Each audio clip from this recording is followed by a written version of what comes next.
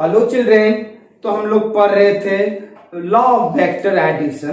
तो law of vector addition में हमने ट्रायंगल लॉ पढ़ा था, पैरेललोग्राम लॉ पढ़ा था और पैरेललोग्राम लॉ का स्पेशल केस भी देखे थे और ट्रायंगल लॉ पे बेस्ड कुछ प्रॉब्लम भी देखे थे। तो हम पिछले वीडियो में पढ़ रहे थे parallelogram law of vector addition. क्या पढ़ रहे थे? Parallelogram law. Parallelogram law of vector addition. इसमें क्या था? इसमें ये था, if two vectors are acting at a point represent two sides of a parallelogram, represent two sides of a parallelogram, then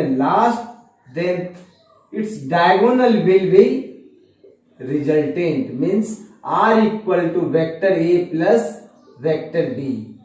If two vectors are acting at a point represent two sides of a parallelogram, then its diagonal will be its resultant. और ये angle theta होता था, पिछले video में पढ़ा चुका हूं। ये बी था तो ये भी क्या था? मेरा बी था। यहां से एक परपेंडिकुलर ड्रॉ करते थे, इसको ऐसे मिलाते थे। ये एंगल थीटा तो ये भी क्या था? Theta. This is B sine theta. ये क्या आया था?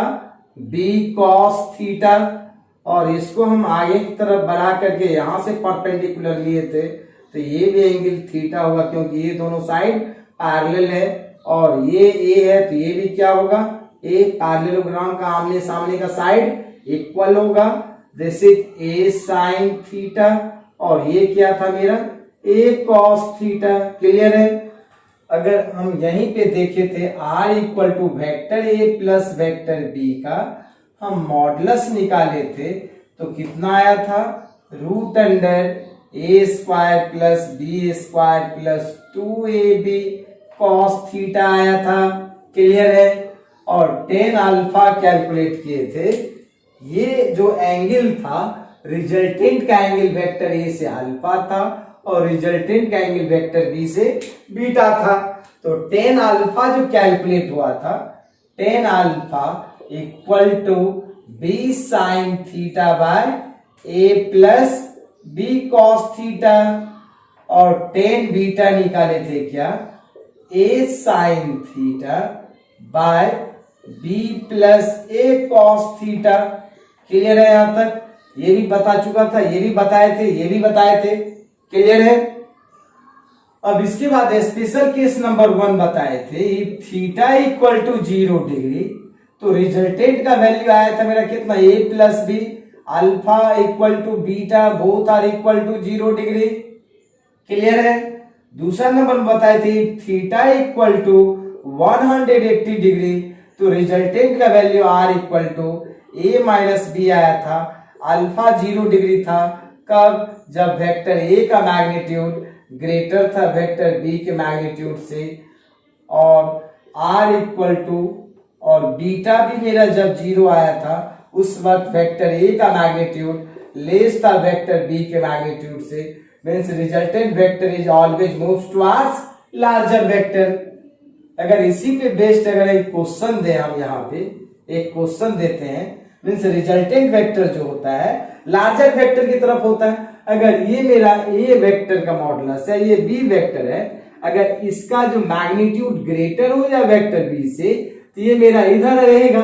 मीन्स ये जो एंगल होगा लेस होगा। मीन्स रिजल्टेंट वेक्टर किसके तरफ मुड़ा हुआ रहेगा? लार्जर वेक्टर की तरफ, जिसका मैग्नीट्यूड ज्यादा होगा। अगर ए का मैग्नीट्यूड ज्यादा होता है तो मीन्स अल्फा क्या होगा? लेस होगा बीटा से।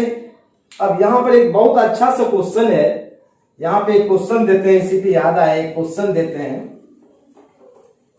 क्वेश्चन है, अब ध्यान से बताओगे। क्वेश्चन लिख रहा हूं मैं, बुक का ही है ये मेरा। The resultant of A and B makes angle alpha with vector A and beta with vector A B. कहता the resultant of vector A and vector B makes an angle alpha with vector A and beta with vector B। Clear है? Alpha बनाना है vector ए से and beta बनाना है vector B से। तो first number में choice कर रहा है, नंबर ए चॉइस कर रहा है alpha less than beta, number B का चॉइस कर रहा है alpha less than beta if the magnitude of vector A is less than the magnitude of vector B. C में कह रहा है alpha less than beta if the magnitude of vector A is greater than the magnitude of vector B। और D में कह रहा है alpha less than beta if the magnitude of vector A is equal to the magnitude of vector B। अब ये पता करना है क्वेश्चन में क्या दिया हुआ है। क्वेश्चन में दिया हुआ है दो वेक्टर है, एक वेक्टर A है और ये वेक्टर क्या है B है। दोनों वेक्टर का ये रिजल्टेंट है। क्लियर है? और ये रिजल्टेंट वेक्टर जो है अल्फा एंगल बना रहा है वेक्टर ए से और बीटा बना रहा है वेक्टर बी से। तो यहां पे कह रहा है अल्फा लेस देन बीटा, इसमें तो कोई इंफॉर्मेशन ही नहीं दिया हुआ है, अधूरा इंफॉर्मेशन है, इसीलिए चॉइस नहीं होगा। यहां पे कह रहा है अल्फा लेस देन बीटा, जब ए का वैल्यू लेस होगा बी से मीन्स ये वेक्टर ए का जब मैग्नीट्यूड लेस हो जाएगा बी के मैग्नीट्यूड से मीन्स बी ग्रेटर है। बी ग्रेटर है तो रिजल्टेंट वेक्टर किसके तरफ होगा? बी के तरफ होगा। मीन्स बीटा लेस हो जाएगा, अल्फा ग्रेटर हो जाएगा। यहां पे कहता है बीटा ग्रेटर है, अल्फा लेस है, इसीलिए चॉइस भी नहीं होगा। यहां पे कह रहा है alpha less than beta if magnitude of vector A is greater than magnitude of vector B. अगर ए का मैग्नीट्यूड ग्रेटर होता है बी से तो रिजल्टेंट किसके तरफ रहेगा? ए के तरफ रहेगा। मीन्स ये ए की तरफ होगा, ये एंगल छोटा हो जाएगा, ये एंगल बड़ा हो जाएगा। Means choice number C is correct. अगर अल्फा का वैल्यू लेस, ये अल्फा लेस होगा बीटा से तो रिजल्टेंट इधर मूव कर जाएगा इसके तरफ। मीन्स ए का मैग्नीट्यूड ग्रेटर है किससे? बी के मैग्नीट्यूड से। तो ये मुझे अल्फा एंगल जो होगा कम होगा, ये तो होगा ही नहीं। ये कब होता? जब यहाँ पे choice alpha equal to beta हो जाएगा। कब? जब if the magnitude of vector A is equal to the magnitude of vector B. Clear है? चले आगे चलते हैं। तो आपको हमने फर्स्ट केस बताया था थीटा इक्वल टू 0 डिग्री का, दूसरा बताया था थीटा इक्वल टू 180 का स्पेशल केस। उसके बाद बताए थे if theta equal to 90 degree, जो पैरेललोग्राम लॉ था, थीटा 90 डिग्री होता था तो रिजल्टेंट जो आता था मेरा रूट अंडर ए स्क्वायर प्लस बी स्क्वायर आया था और टेन अल्फा का वैल्यू आ गया था उस वक्त बी बाय ए और टेन बीटा का आया था मेरा ए बाय बी। क्लियर है? आप देखोगे पिछले वीडियो में देखना अच्छे से, ये सब मिलेगा। और फोर्थ नंबर का जो स्पेशल केस है, नंबर फोर्थ का स्पेशल केस, फोर्थ नंबर में कह रहा है if the magnitude of vector A is equal to the magnitude of vector B for any angle theta. Means दो वेक्टर है, ये वेक्टर ए है और ये वेक्टर बी है, दोनों वेक्टर के बीच का एंगल थीटा है। ठीक है? और ये मेरा रिजल्टेंट है। तो रिजल्टेंट का फॉर्मूला क्या पढ़े? R square equal to root under A square plus B square plus 2ab cos theta. और क्वेश्चन में कह रहा है, क्वेश्चन में जो केस है स्पेशल केस, ए का मैग्नीट्यूड बी के मैग्नीट्यूड के इक्वल है। R square equal to A square, B को ही लिख दे A square plus 2a square cos theta का अंडर रूट। क्लियर है? सो आर इक्वल टू, ये आर हो जाएगा, स्क्वायर दे दिए, are equal to 2a square हो जाएगा कॉमन, 1 प्लस कॉस थीटा का क्या हो जाएगा? अंडर रूट, और R equal to root under 2a square. और पिछले वीडियो में बता चुका हूं 1 प्लस कॉस थीटा का फॉर्मूला होता है 2 कॉस स्क्वायर थीटा बाय 2। इसको अगर हम करेंगे 2 2 जा 4, A square cos square theta by 2, इसका अंडर रूट निकालेंगे 4 का, तो कितना आएगा 2, ए स्क्वायर के कॉस स्क्वायर का cos theta by 2 means if two vectors of equal magnitude are inclined at an angle theta, then resultant is given by 2a cos theta by 2 means resultant का direct formula क्या लिख देंगे 2a cos theta by 2, कब, जब दोनों vector का magnitude same होगा।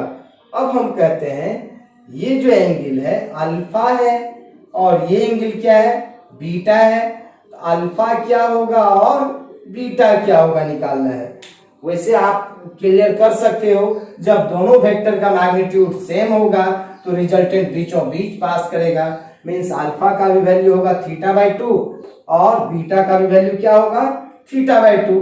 जब दोनों वेक्टर का मैग्नीट्यूड सेम होता है तो रिजल्टेंट बीचों बीच पास करेगा, अल्फा और बीटा का वैल्यू दोनों का क्या होगा थीटा बाई 2।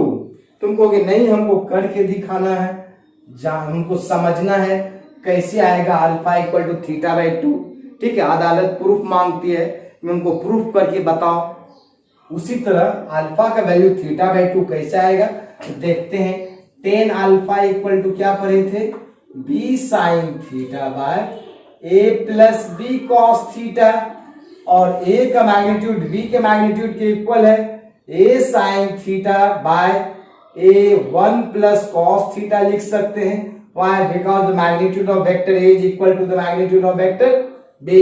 ये cancel, so tan alpha equal to sine theta को लिख सकते हैं 2 sine theta by 2 into cos theta by 2। पीछे वाले वीडियो में बताए हैं 1 प्लस कॉस थीटा का फॉर्मूला होगा 2 कॉस स्क्वायर थीटा बाई 2, 2 से 2 कैंसिल, एक कॉस कैंसिल, ये मेरा कितना हो जाएगा tan theta by 2, therefore alpha is equal to theta by 2। जब अल्फा का वैल्यू थीटा बाई 2 आ गया तो बीटा भी थीटा बाई 2 ही होगा। आप निकाल लो tan beta equal to a sine theta by b plus a cos theta, सब में a ही है, b a के इक्वल है, इसीलिए कितना बचेगा sign theta bye 1 plus cos theta. तो tan बीटा इक्वल टू कितना हो जाएगा 2 sine theta by 2 into cos theta by 2 divided by 2 cos square theta by 2। 1 plus cos theta का फॉर्मूला क्या होगा 2 कॉस स्क्वायर थीटा बाई 2, ये 2 से 2 cancel, एक कॉस से कॉस कैंसिल, कितना हो जाएगा tan theta by 2, therefore beta is equal to theta by 2 means if alpha equal to beta, मतलब ये आया है हमको क्या आया है, अगर a का मैग्नीट्यूड इक्वल है b के मैग्नीट्यूड का तो अल्फा भी क्या होगा बीटा के इक्वल होगा, जो हाफ कर देगा थीटा का। क्लियर है यहां तक? चले आगे, क्लियर है। देखते हैं एक नेक्स्ट क्वेश्चन देता हूं इसी पे बेस्ड। क्वेश्चन है द रिजल्टेंट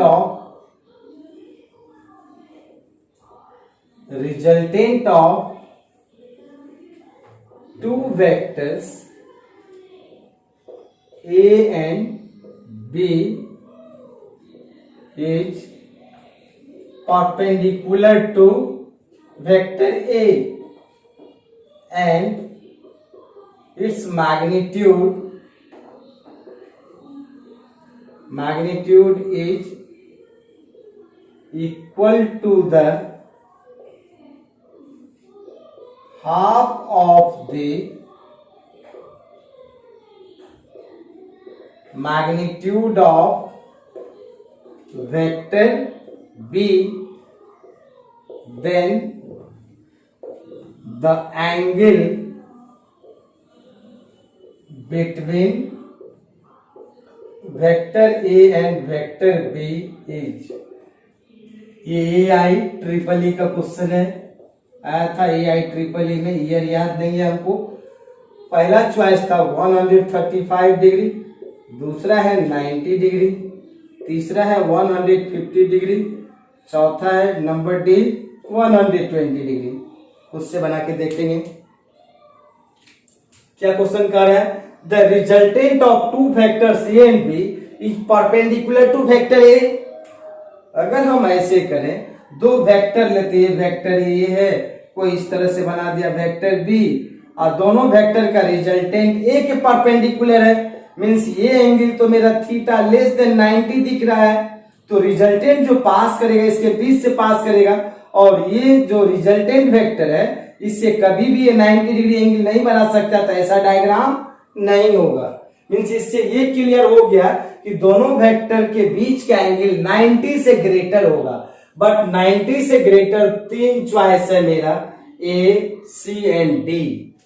90 से ग्रेटर होगा दोनों वेक्टर के बीच का एंगल। अगर 90 डिग्री भी होता तो दोनों का रिजल्टेंट 20 से पास करता है, तो अगर ये वेक्टर बहुत छोटा भी होता तो 89 डिग्री होता। क्लियर है? 89 डिग्री होता है, मींस दोनों वेक्टर के बीच का एंगल क्या है, 90 से ग्रेटर होगा। अब पता करना है 90 से ग्रेटर है तो है कितना। ये है मेरा वेक्टर ए और ये है मेरा वेक्टर बी, दोनों वेक्टर के बीच का एंगल हमने लेट कर लिया, क्या है, ये थीटा है। और क्वेश्चन में क्या कह रहा है, दोनों वेक्टर का रिजल्टेंट ए के परपेंडिकुलर है, तो ये जो रिजल्टेंट वेक्टर है, दिस इज रिजल्टेंट वेक्टर, और ये कितना डिग्री एंगल बना रहा है, कह रहा है 90 डिग्री एंगल बना रहा है। Means the resultant of vector A and B is perpendicular to vector A. Resultant A के परपेंडिकुलर है, और magnitude half of the magnitude of B, means इसका मैग्नीट्यूड जो है बी का आधा है। क्वेश्चन में कह रहा है कि it's magnitude is half of the magnitude of vector B, means resultant का मैग्नीट्यूड बी का हाफ है। आप इसको ऐसे मिला दो, इसको ऐसे मिला दो, तो ये क्या बन जाएगा, पैरेललोग्राम। क्लियर? आप लोग को पता है ये क्या होगा, पैरेललोग्राम। और यहाँ पे इसी एंगल को हम अल्फा कहते हैं, याद आ रहा है आप लोग को। ये एंगल क्या कहलाता है, बीटा। मैंने रिजल्टेंट वेक्टर वेक्टर ए से जितना एंगल बना था उसको हम क्या कहते हैं, अल्फा से डिनोट किए थे। और रिजल्टेंट वेक्टर वेक्टर बी से जितना एंगल बनाता था उसको हम किससे डिनोट करते थे, बीटा से। तो अल्फा 90 है, अगर बीटा पता चल जाए तो 90 plus beta equal to total angle हो जाएगा। अब आप देखो ये मेरा साइड कितना है, ये ए है, ये भी कितना होगा, ए। पैरेललोग्राम का ये दोनों साइड सेम होता है। अब ये मेरा कितना दिया हुआ है, ये दिया हुआ है b/2, और इसका मैग्नीट्यूड कितना है मेरा, b। हमको ये साइड दिया हुआ है और ये भी दिया हुआ है, ये भी दिया हुआ है, तो बीटा निकालने के लिए हम cos का यूज करते हैं। cos beta equal to formula होता है b/h। अब इस ट्रायंगल में आप देखो बेस कितना है, b/2, और h कितना है, हाइपोटेन्यूज, ये मेरा b है, तो b भी कैंसिल, कितना होगा 1/2। तो cos बीटा इक्वल टू 1/2 का जो वैल्यू होता है cos 60 डिग्री में होता है, सो बीटा इक्वल टू कितना डिग्री, 60 डिग्री। अब ये एंगल मेरा कितना कैलकुलेट हो गया है, 60 डिग्री। देयरफॉर टोटल एंगल कितना हो जाता, alpha plus beta, means 90 degree plus 60 degree equal to 150 degree. So your choice is C, choice is correct. Clear है? अब एक ईयर तो ये क्वेश्चन पूछा था ये IEEE में, जस्ट इसके एक साल बाद का जो क्वेश्चन था, क्वेश्चन सब कुछ यही था। क्वेश्चन था the resultant of two vectors A and B is perpendicular to vector A and it's magnitude is equal to the